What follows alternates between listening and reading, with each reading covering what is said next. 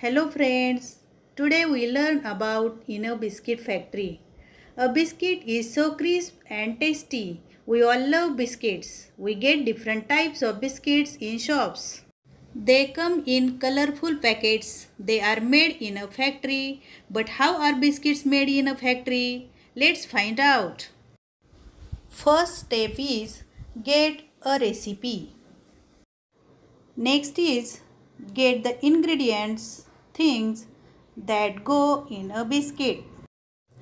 Decide how much of each to use. Weigh each ingredient. Mix the things and make a dough. Knead the dough. Roll out the dough. Cut out the dough into biscuit shapes. Bake the dough shapes in an oven. Cool the ready biscuits. See if the biscuits are done baked properly.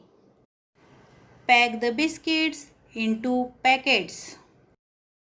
Last step is store and sell the packets. Students, now you know how are biscuits made. Write the steps of making biscuits in proper order. Okay?